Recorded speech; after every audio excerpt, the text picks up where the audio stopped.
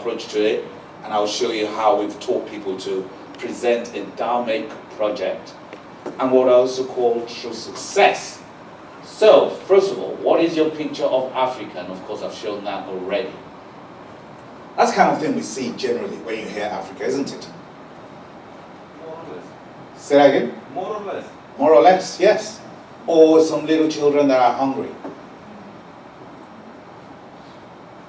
Do you believe that's in Africa? So why don't we see a lot of this? And a lot of places in Africa, this is their story. Yes. So there's so many places, and so there's so many organizations that are world-class and building on what they do. So it's thinking about that. The question I then have is, what do people want in Africa? If you look at this picture, it shows you there's too much weight on that boat, and you see the little squirrel type of thing that we're saying, no, you get out, you're the one causing the problem. And so the emphasis really is usually the wrong set of people that are there saying, causing the problem. Culturally, you find that those who are the top, they always see that those who are beneath them are the ones who never listen and never get things right and do things right. And so you find that culturally, they are saying other people are doing things. But what do people want? They want a stable job, so they will not rock the boat. So if you tell me I'm a fool, I better act as a fool. As long as I have my job. Because once I'm out of a job, there is no social security for me. There is nowhere else I can go. And so people stay safe and will not rock the boat. So how does this culture, this affect the Lean Six Sigma we're talking about? It's going to be difficult to begin to say how we get them to begin to use their brains. Because by the time it comes back to those at the top, they'll say, who told you to use your brains? See, it landed us in trouble. Which means the blame culture still exists. Because they will say, you've done this, and it's got us where we are right now. So I talk about the challenge for recognized certification here, and what happens is, in organizations generally, people are trying to move to a better position, a better place. And so they're looking to add more certifications to what they already have. And so if you can show that you've got so many certifications, it's likely to be a route to you for you to get to another job. And so when you start talking about Lean Six Sigma, they're saying, what do I get? Does that show that I've got a certification? It means I can move to another thing, even if you never used it for one day. Use what it's saying. As long as it's an international and recognized certification, I can use it and go with it. An educated man is not necessarily, this is what Napoleon Hill said, is not necessarily one who has an abundance of general or specialized knowledge. An educated man is one who has so developed the faculties of his mind that he may acquire anything he wants or its equivalent without violating the rights of others. Basically saying an educated man is someone who has demonstrated the knowledge they have acquired. So if you have not demonstrated it, why are you calling yourself educated? So these are the things that we're posing and saying this is what should be seen. If you say you have acquired knowledge, show me the proof of it. Have your results changed? And so we're looking at these ways of doing it. And in the book that was talked about there, I say by education I mean the outcome generated from the process of instruction, training, or study as opposed to the general acquisition of knowledge. for its own sake, which is what we are wanting to move away from. I know I'm specifying it to Africa, but you're also seeing it in so many parts of the world. But I think the results in Africa begin to show us that we're not seeing as much results as we've seen in other parts of the world. And so it gets more pronounced there, in a sense. What do you think? Yeah? This is what we do. When we want to engage with an organization, one of the things that are important for us is not to sell a training, is to see how the top can engage. Very important. Because a lot of times, the first thing they are saying is, oh, we've done our TNA, training needs analysis, and we feel some people need this kind of training that you are looking to do. So we will send this person, we'll send that person, or we can create the training in our organization and you train a number of people. And when that happens, HR will now tick a box, being trained, being trained, being trained. And so whatever you're saying about you must demonstrate what you have learned, nobody is supporting for that to happen. In fact, they are holding it back because they're the same people that will say, oh no, put that aside, this is more important right now. And so you're looking at that. And so we always look to engage top management, even if it's through a retreat and things like that, which we have already done. It may be a 6-month course, half a day. Right? Where did I get 6? half a day course, or a 2-day engagement. And people have, various top managements have, a few of them that we have done have engaged that. Because we've walked into it where we've done training and top management is not engaged, and we know how it has been so difficult to get results in it. Culture, very important that we talk to them at the top management, that it's a new culture. And when we talk about culture, we're saying you want your people to trust you, but they also want to be able to trust you. To know that if you're bringing a change, you actually mean it and there's no hidden agenda behind it. So there's that partnership that you're thinking of in all of that. So you're thinking that, and then of course we have employee empowerment. All of these things that you already know about Lean Six Sigma. Clear definitions of customer requirements, making sure that customer is not limited just to the external customer, but to understand the internal customer relationship, the recipient of the output. So we're making sure, as far as possible, top management understands it from what they're getting. And of course, we promise implementation guidance if they go with it. And so some of the things we say is, when you have agreed this, when we train your people, we will support the implementation for free. Email guidance, whatever it is. We will help ensure that you get a demonstration of the results.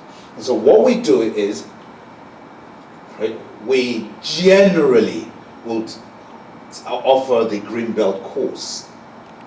In our Green Belt course for 5 days, we're pretty much teaching Yellow Belt, obviously combined with Green Belt.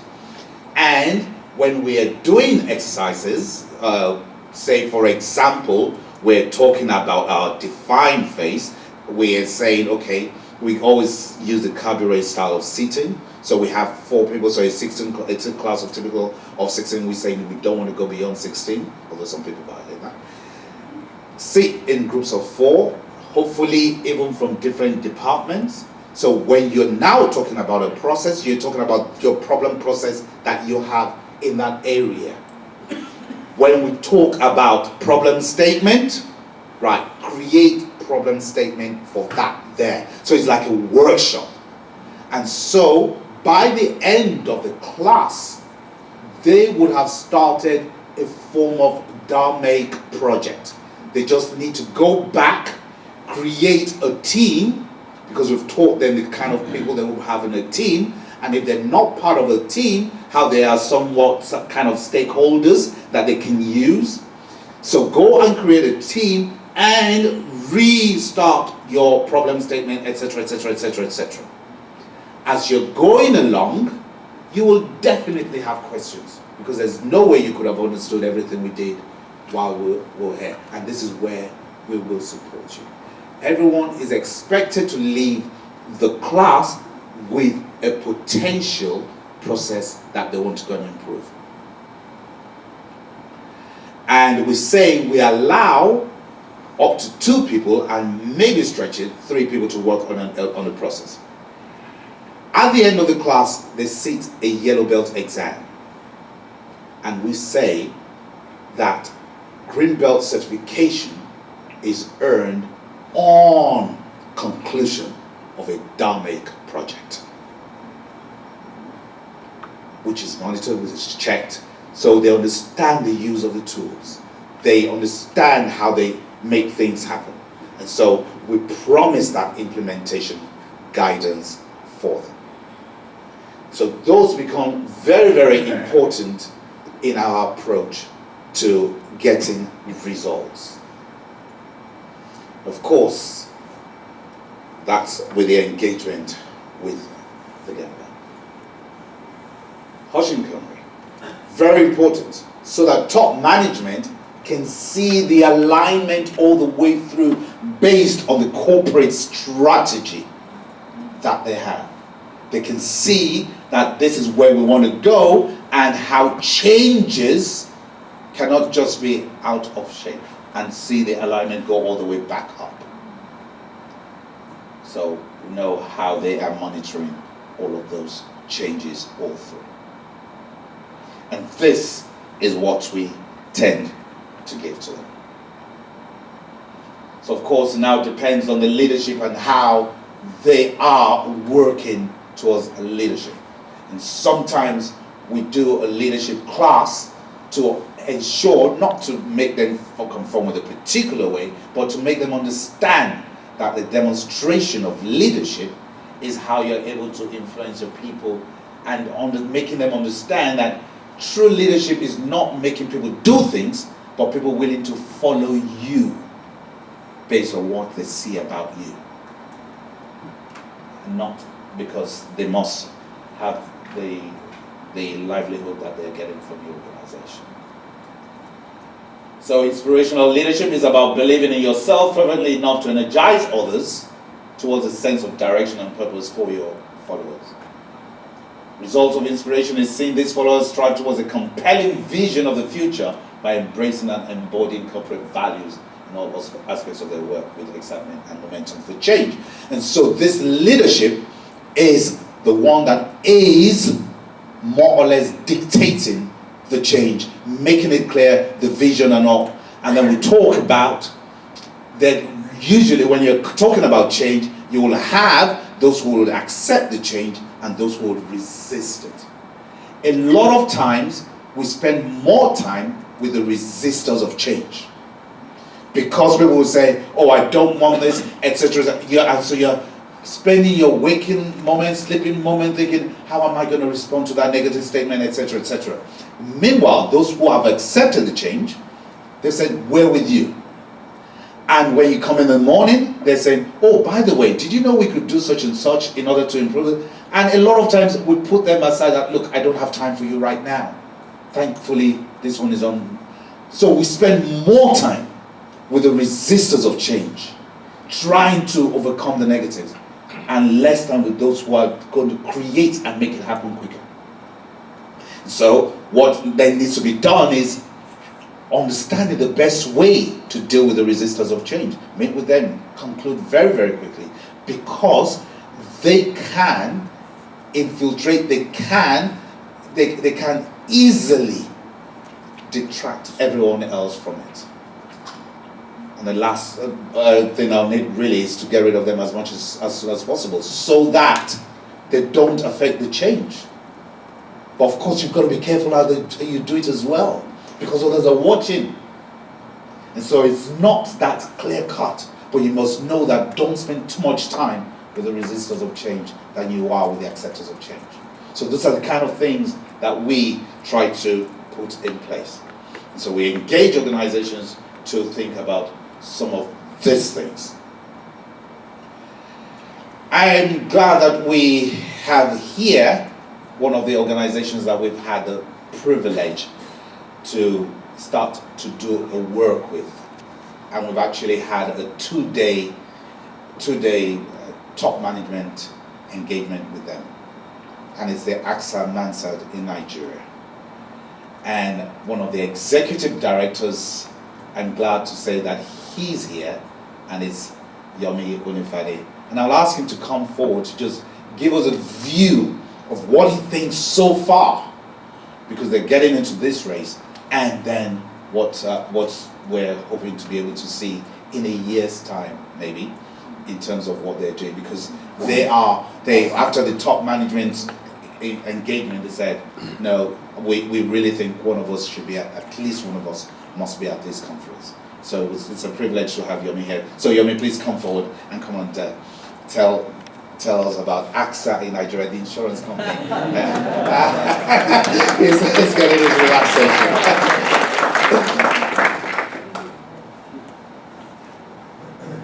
Thank you. Okay, good afternoon, ladies and gentlemen.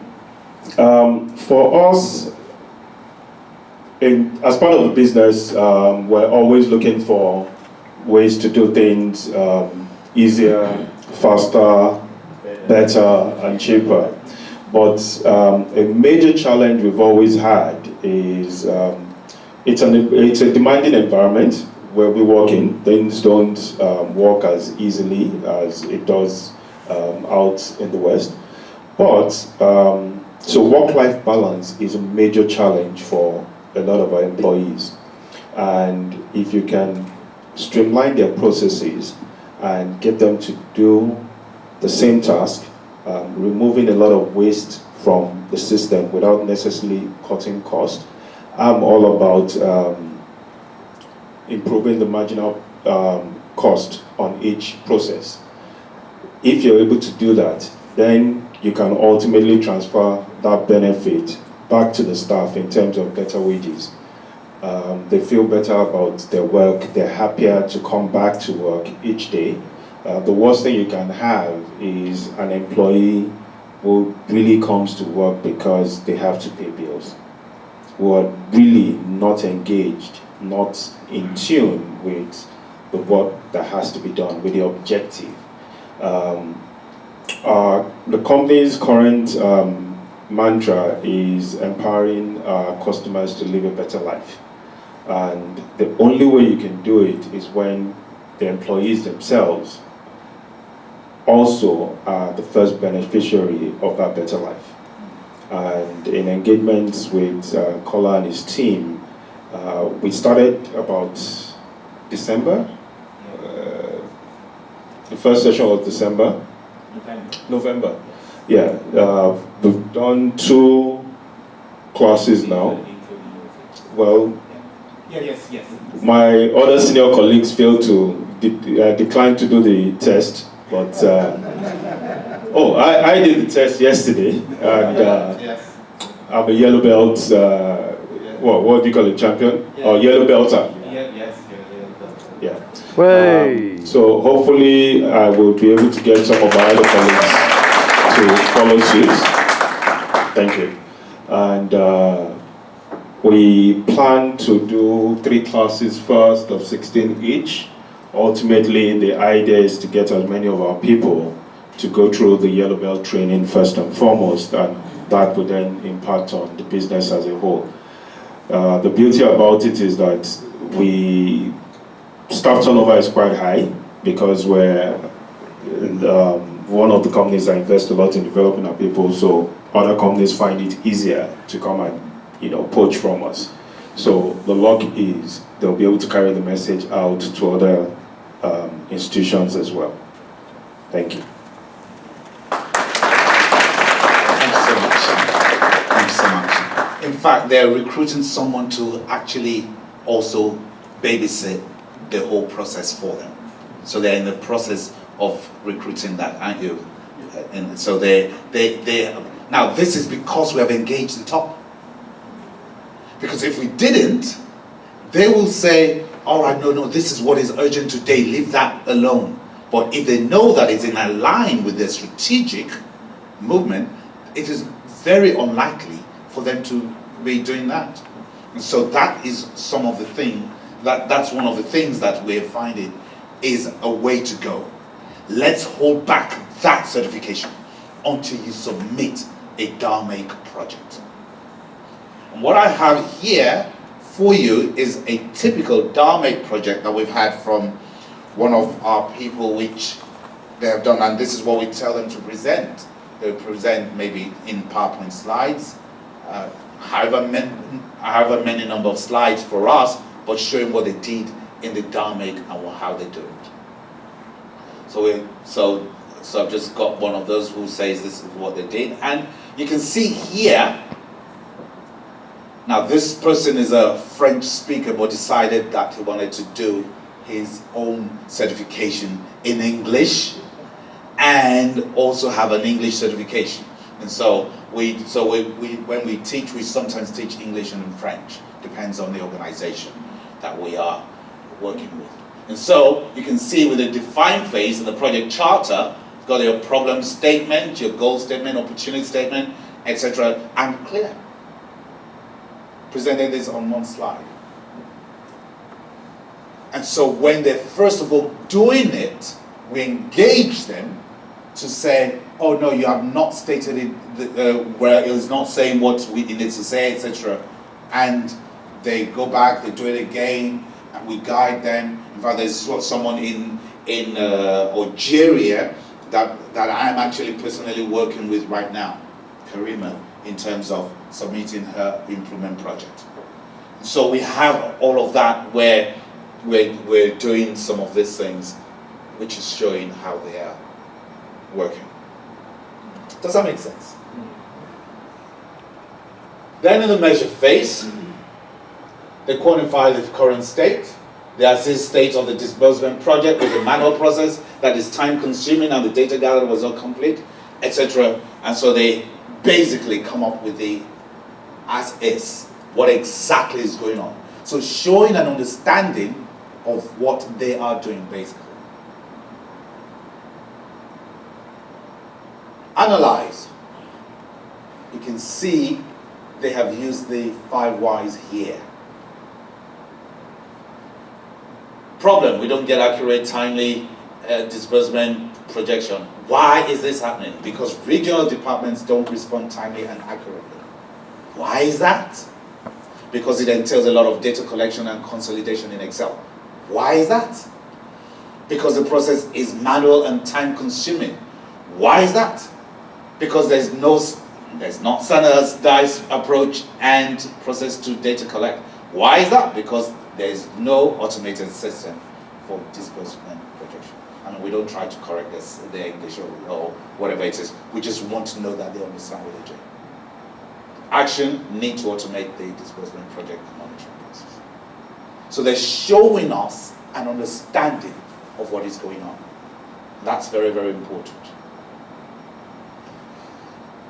Go to the improve phase, implement and verify the solution. We always teach them that what is very, very important when they're doing their timetable, when they're planning, they're able to have their goal statement, is they must understand how long it is likely they will spend in define, measure, analyze, and in improve. We tell them that in the improve phase, it's not just about putting the solution there. You've got to wait and collect data to compare with the measure phase. Has it improved? If it is not improved, then you cannot leave improve. So they factor all of that in order to verify the solution. Do that, and you can see here response rate before it was 70%, and after they put their solution in, they said they were now getting 90%. Response time in terms of days, before 30 and now 15. Some form of improvement. Even if it doesn't meet the goal statement, we have seen some improvement, and we tell them to continue. Now, the challenge that we're having with this particular organization is that there's no top management weighing on them and saying, where's that project that you started to do?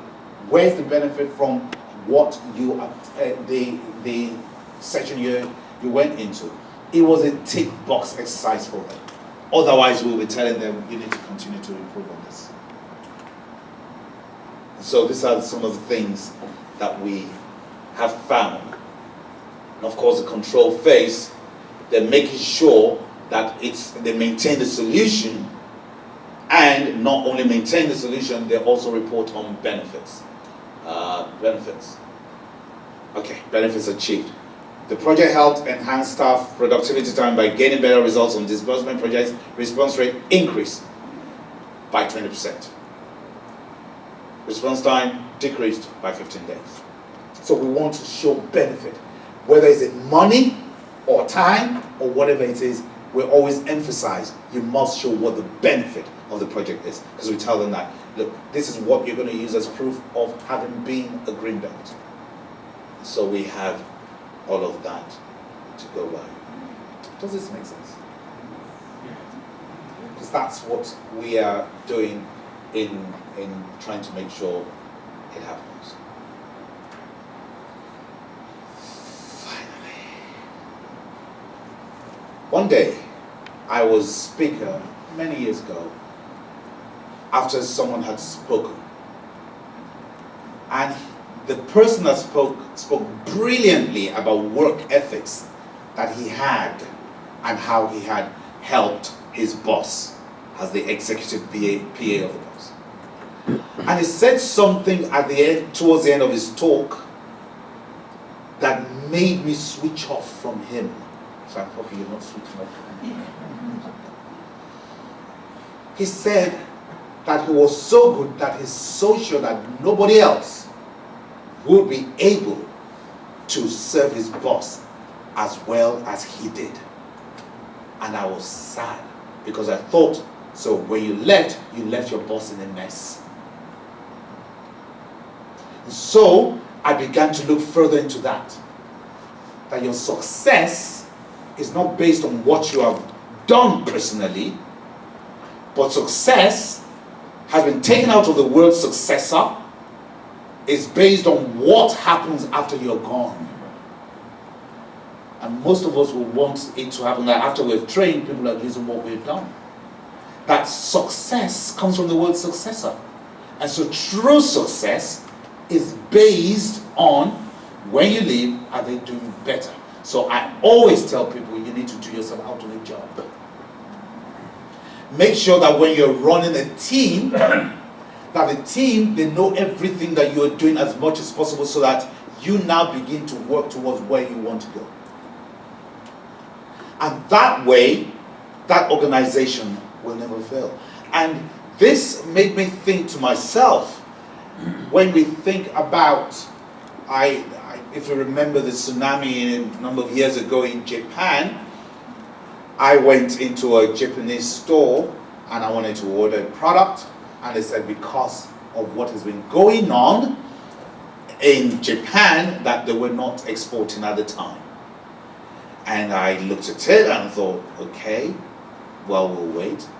But something that the sales guy said afterwards stayed with me forever. He said, but we know the type of people the Japanese are, that they will soon bounce back.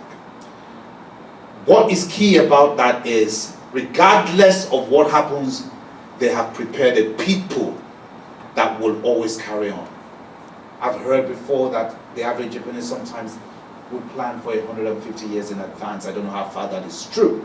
But they make sure that no matter what happens, there is continuity, which is my lion story. My lion story is really about the lion. The lion, not the strongest, just as Chris was saying, not the strongest in the wild, but they know how to deliberately pass on the baton and leave the race for another to carry on. That's the best form of leadership model that you will ever see in the world. Nobody talks about it, but the lion model is the best one, mentorship, which is making sure that someone else will outdo them.